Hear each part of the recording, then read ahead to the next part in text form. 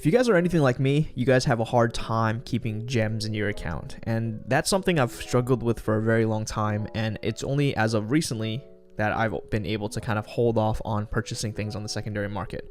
I'm a huge collector, as most of you know. I've shared in my last 2 videos how much of a collector I am, and I enjoy just having sets.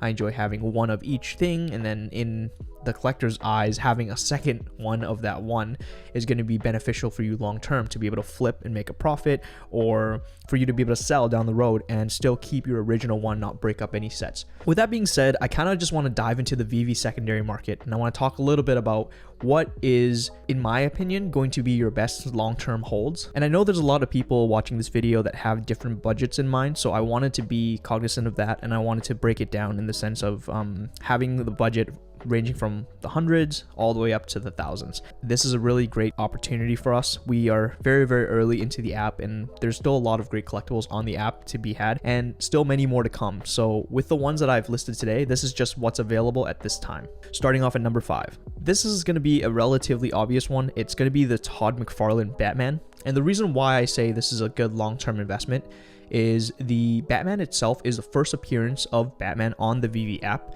It is the first ever minted NFT on the Veve app, with a supply of 7,500 circulating, and I do know a lot of people that hold many Todds. I just believe with the reputation that Batman has, it being a first appearance on the app as the NFT as well, that's going to make its value kind of either hold steady or really skyrocket up as we gain more and more people into the app.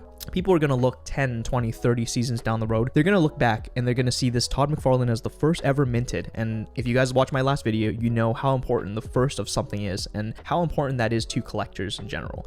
We always go back to the first one ever, whether it be the Superman comic book, we go back to the first edition set in Pokemon, and we have the first appearance of SpiderMan comic books. These are all $1 million items right now in real life. Not to mention how famous Todd McFarlane is in the comic book world. He's done a lot of illustrations of Venom. He's done some iterations of Spider-Man in the comic books, and he's also worked on Spawn, which this Todd McFarlane Batman is based off of. And I'll put that up on the screen here so you can see it.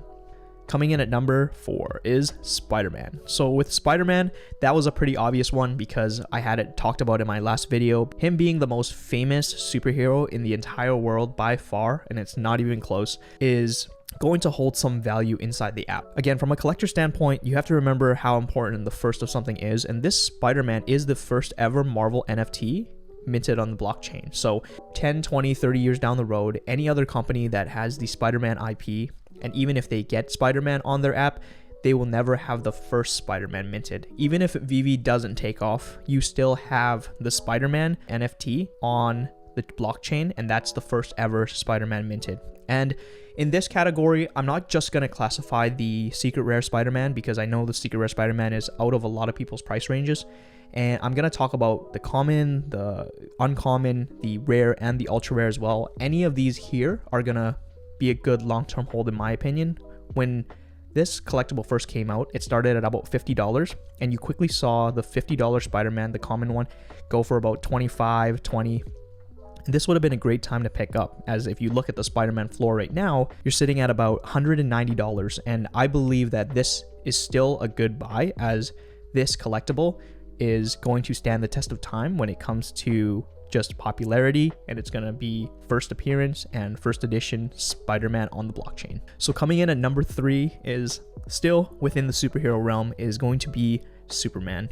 And Superman's an interesting one because Superman hasn't had a really good rep in the last couple of years when it comes to movies or anything like that. Man of Steel, Justice League, I believe those movies didn't do as well, but Man of Steel, I believe, was still up there in terms of how many people went and checked it out.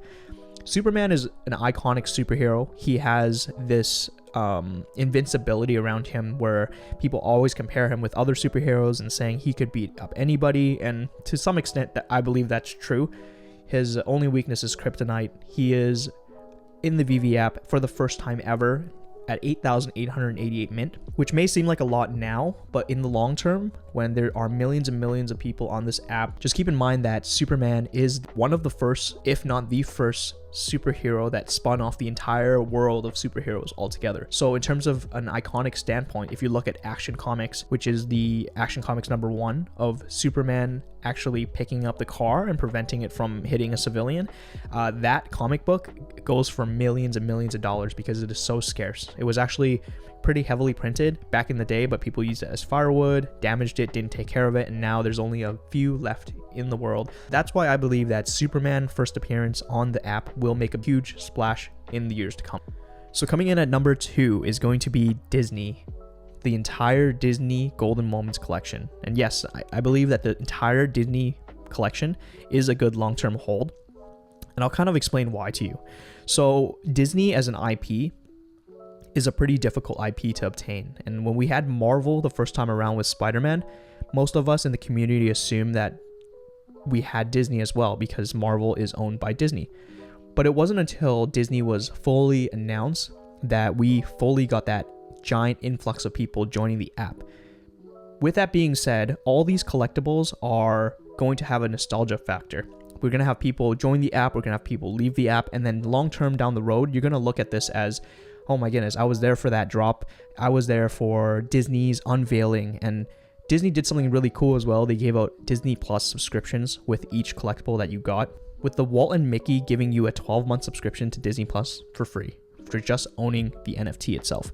And I believe that each and every single one of these have a significant moment. So you have the first collection, which is Bart, Homer, and the skateboard. And this one here is going to be a interesting one because it's Fox, and there's always a conversation of, so if it's Fox, then is it really the first Disney NFT? It's a back and forth. It's the first official Disney collection to drop in the Golden Moments, but some would argue that the next set, the Mickey Sorcerer Hat and the Elsa, is the first Disney drop because the other one is technically Fox. And if you're looking at Fox, then you have to consider Marvel SpiderMan, the first ever drop as well. So the Elsa and the hat play a huge role as well. I think Elsa is going to be a big one down the road, as I believe a lot of kids will grow up in this generation looking at Elsa, looking up to Elsa, and the movies and the songs. And if you guys have seen Cavell's video, you know how popular Elsa is, with billions and billions of views compared to any of the other Disney characters. And then the third drop that we had was Wall-E and the Pizza Truck. And I believe that these two are fairly undervalued at the moment, as they are going for cheaper than what the other ones are going for right now. And if you look at Wall-E, Wall-E is the first ever Pixar character on there. And you also have the Pizza Planet Truck, which is an Easter egg in every single Pixar movie. So if you go back and you watch, you'll be able to find the Pizza Planet Truck in every single Pixar movie that ever released. I think that just because it's an Easter egg and it appears in everything in Pixar, a lot of collectors are going to be drawn to this one. Pretty crazy. It's pretty cool, that little attention to detail, and I think that will also be a very good long-term hold. And then taking a look at the fourth collection, which is the Iron Man and the Avengers logo. We can't deny that Marvel has been killing it when it comes to the movie industry. Every single movie that has come out with Marvel in the past couple of years, with maybe the exception of a few, have killed it in the box office. They've done such a great job, and you have Iron Man. Iron Man is the main character. Robert Downey Jr. portrays him in the movies. He does such a great job playing Tony Stark and Iron Man, and he is featured here for the first time on the blockchain as an NFT. And I believe this Iron Man will be worth it down the road, because a lot of kids will be going to the movie theaters watching the Avengers, watching Iron Man as their first ever movie, and they're going to remember this, and nostalgia plays a huge role in that. So coming in at number 5 for the Disney Golden Collection is going to be Star Wars.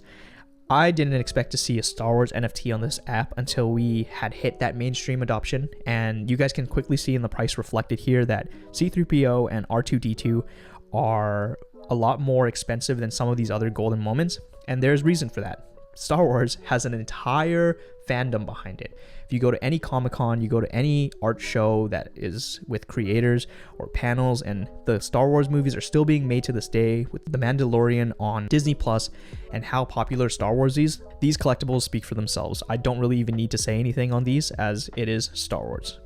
So with these all being at different price ranges, our number 6 is obvious. It is the holy grail of this entire set. Some would argue that this is the holy grail of the app, is the Walt and Mickey statue. This is going to be the first ever human likeness of Walt Disney and Mickey Mouse. all appearing in one NFT as an ultra rare, with a very limited edition at 4,333. I do believe that this one here will be your best long-term hold. I do know it's out of a lot of people's price range. It's currently trading for about $8,500 right now.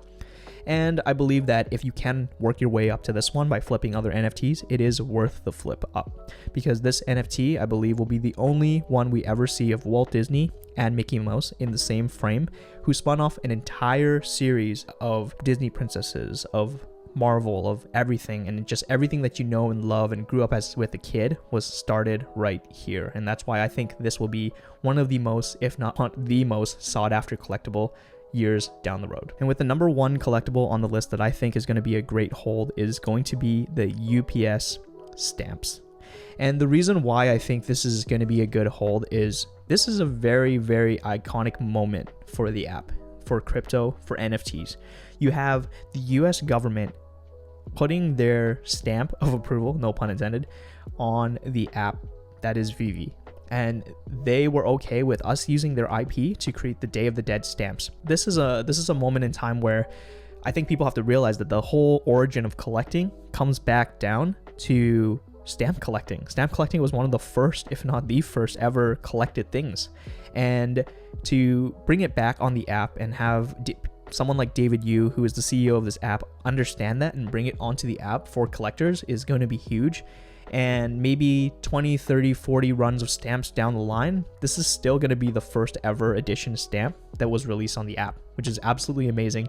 And it's really cool. If you turn the stamp around, there's actually a UPS logo on the back, and it's really crazy to see the US government give us their stamp of approval.